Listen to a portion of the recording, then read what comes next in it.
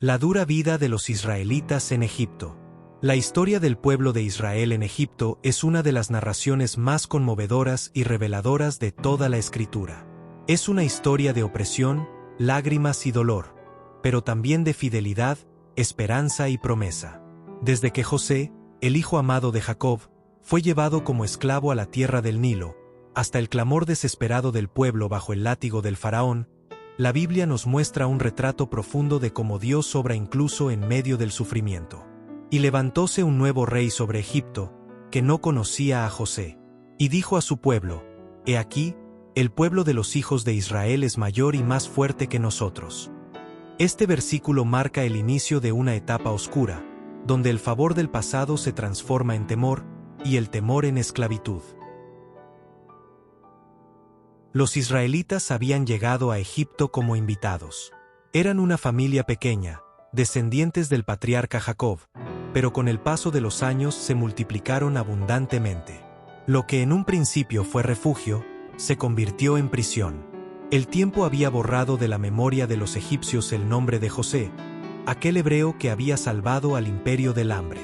Así, el nuevo faraón, movido por la codicia y el miedo, tomó la decisión de someter al pueblo de Dios bajo un yugo terrible. Y pusieron sobre ellos comisarios de tributos que los molestasen con sus cargas, y edificaron para Faraón las ciudades de almacenaje, Pitón y Ramesés. Imaginemos por un momento la vida de aquellos hombres y mujeres. Bajo el sol ardiente del desierto, sus manos se llenaban de llagas al moldear ladrillos, sus espaldas se doblaban bajo el peso de las piedras, y sus lágrimas se mezclaban con el barro. El sonido de los látigos resonaba en las calles, recordando a cada israelita que su vida no le pertenecía, que su fuerza servía a los ídolos de un imperio pagano. Cada día era una jornada de dolor, y cada noche una oración ahogada. Sin embargo, cuanto más los oprimían, más crecían. Así lo dice la Escritura, pero cuanto más los oprimían, tanto más se multiplicaban y crecían, de manera que los egipcios temían a los hijos de Israel. Este principio espiritual sigue siendo una verdad poderosa hoy. El pueblo de Dios puede ser oprimido, pero no destruido, perseguido, pero no abandonado. Cuanto más el enemigo intenta apagar la llama de la fe, más arde el fuego del Espíritu. Así era con Israel. El sufrimiento no los borró, sino que los purificó. Dios permitía el dolor, pero con propósito. Los israelitas, aunque eran esclavos, no habían dejado de ser el pueblo del pacto.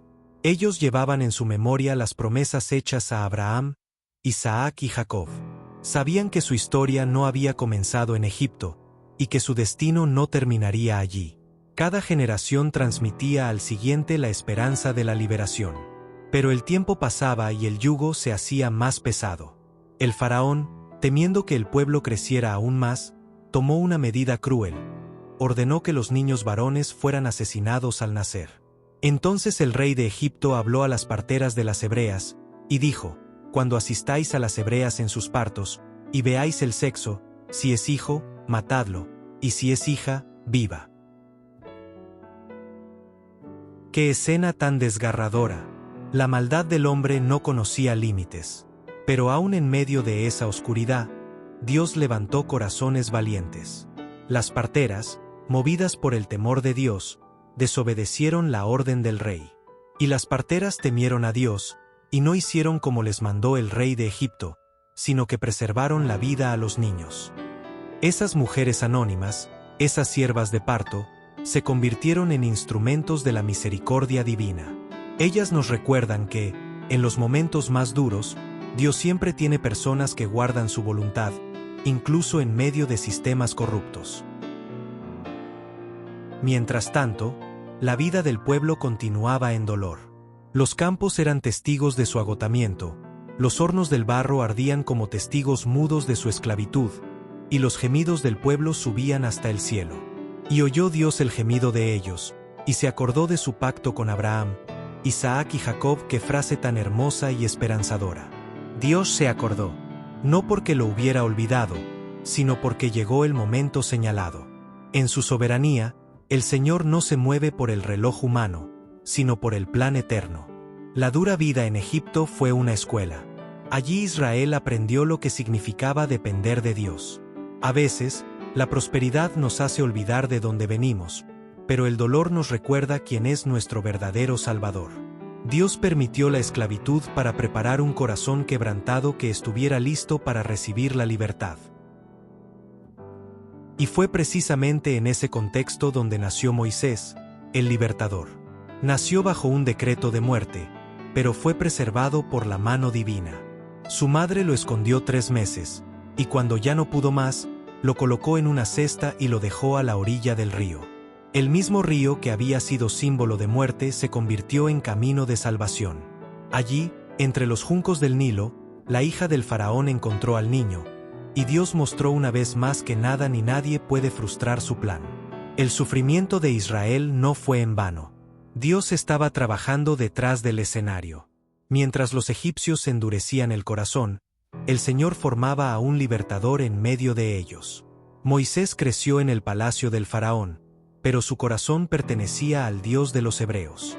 Cuando vio la injusticia, no pudo quedarse callado. Aunque cometió errores, Dios lo llevó al desierto para moldear su carácter. 40 años después, aquel niño salvado del agua sería el instrumento para sacar a todo un pueblo de las aguas de la opresión. Pero antes de la liberación, hubo lágrimas. El pueblo clamaba, día tras día, pidiendo que Dios los oyera. Y aconteció que después de muchos días murió el rey de Egipto, y los hijos de Israel gemían a causa de la servidumbre, y clamaron, y subió a Dios el clamor de ellos con motivo de su servidumbre. Cada gemido, cada suspiro, cada oración fue escuchada. Dios no era ajeno al dolor de su pueblo. Él veía las lágrimas, escuchaba el gemido y sentía el peso de sus hijos oprimidos. ¿Cuántas veces el creyente actual puede verse reflejado en esa historia? Hay momentos donde la vida parece una esclavitud, cargas que no podemos levantar, injusticias que nos oprimen, y silencios de Dios que parecen eternos. Pero la historia de los israelitas en Egipto nos enseña que el cielo no está en silencio. Cuando parece que Dios no actúa, Él está preparando la liberación. Cuando el horno del dolor arde más fuerte, es señal de que la redención está cerca. Los años en Egipto formaron un pueblo que sabía lo que era llorar, pero también lo que era esperar. Sabían lo que era ser esclavos, pero también aprendieron a ser libres. Cuando finalmente Dios envió a Moisés, el pueblo había sido moldeado por el sufrimiento. Estaban listos para ver la gloria del Señor. Aquel Dios que escuchó su clamor sigue escuchando hoy. Él es el mismo que vio la sangre de los inocentes derramada en el Nilo, el mismo que se apareció a Moisés en la zarza ardiente y le dijo: «He visto la aflicción de mi pueblo que está en Egipto, y he oído su clamor a causa de sus exactores, pues he conocido sus angustias». Qué consuelo saber que nuestro Dios ve, oye y conoce. No hay lágrima que se pierda, ni dolor que sea ignorado por el Señor. La dura vida de los israelitas en Egipto no fue el fin de su historia, sino el preludio de su liberación.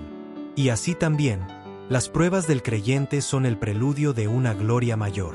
Cada dolor prepara un éxodo, cada lágrima anuncia una tierra prometida. Dios no se olvida de los suyos, aunque el tiempo parezca prolongado. El creyente puede aprender de Israel que el sufrimiento no define la identidad del Hijo de Dios. Aunque los israelitas eran esclavos a los ojos de los hombres, seguían siendo herederos del pacto a los ojos de Dios. Ninguna cadena humana puede romper la promesa divina. Ninguna opresión puede borrar el propósito eterno del Señor. Dios permitió que su pueblo fuera humillado para que conociera su poder. Cuando los israelitas salieron de Egipto, no lo hicieron por su fuerza, sino por la mano poderosa de Dios. Con mano fuerte y brazo extendido, Jehová los sacó de Egipto. Así también el cristiano puede recordar que no sale de sus prisiones por su propio mérito, sino por la sangre del Cordero. En Egipto, Israel fue redimido por la sangre del Cordero Pascual. En Cristo, nosotros somos redimidos por la sangre del Hijo de Dios. Aquella noche de liberación fue el inicio de una nueva era para Israel. De la misma manera, la cruz fue el inicio de nuestra verdadera libertad espiritual. La esclavitud de Egipto representa el pecado, el yugo del enemigo, las cadenas del pasado. Pero el mismo Dios que rompió las cadenas de Israel es el que rompe hoy las cadenas del alma. El mismo que escuchó el clamor en Egipto escucha el clamor de aquel que dice: Señor, libérame. La historia termina con esperanza. Los israelitas, que un día lloraron junto a los hornos de ladrillo, cruzaron el mar en seco y cantaron con alegría. Cantaré yo a Jehová, porque se ha magnificado grandemente. Ha echado en el mar al caballo y al jinete. Las manos que antes moldeaban barro ahora se levantaban en adoración. El dolor dio paso a la victoria, la esclavitud se transformó en canto. Así es nuestro Dios. Transforma el lamento en danza, las lágrimas en testimonio, y la esclavitud en adoración. La dura vida en Egipto no fue en vano, porque de esas cenizas nació una nación. Y de nuestros dolores, Dios también puede levantar promesas. Hoy, si te sientes oprimido, agotado o desesperado, recuerda que el mismo Dios que vio a su pueblo en Egipto te ve a ti. No te ha olvidado. Tal vez ahora estás en el horno del sufrimiento, pero el plan de Dios está en marcha. La opresión no es el final, sino el principio del milagro. Los israelitas salieron de Egipto porque Dios así lo determinó. Y tú saldrás de tu Egipto cuando el Señor diga: ahora. Solo espera, confía y no dejes de clamar. Porque así como se cumplió la promesa para Israel, también se cumplirá para ti. Amén.